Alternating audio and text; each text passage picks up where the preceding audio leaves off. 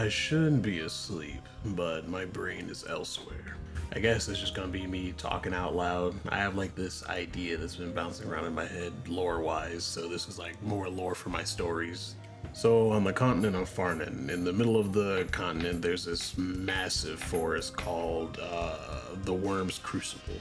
And in the middle of the Worm's Crucible, there's this large dormant volcano.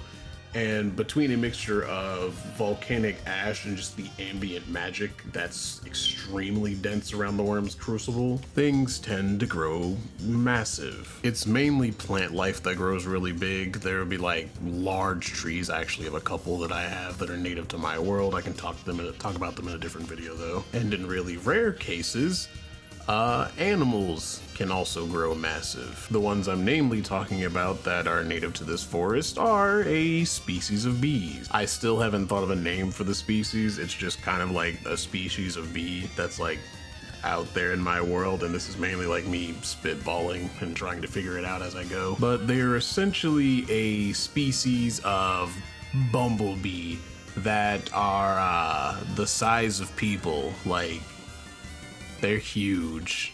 And the other thing about them is they aren't really super aggressive.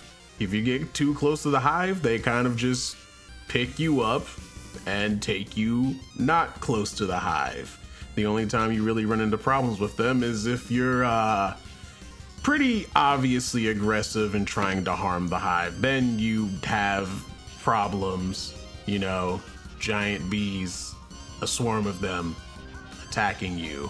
But the main thing I'm brainstorming on is like, yes, they're in the world, but there's this other idea that like came into my head recently is I could make like a secret kind of like, I guess, society of like bees that like live deep within the hive. And by secret society, I'm not like thinking like, you know, oh, there's tinfoil hat bees. No, that's not what I'm going for. So there are the bees that are like more on the outsides of the hive, the ones that they use as like workers and ones that maintain the hive and stuff like that.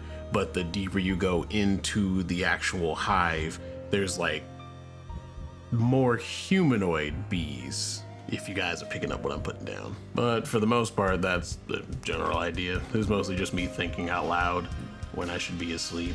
But yeah, gotta go.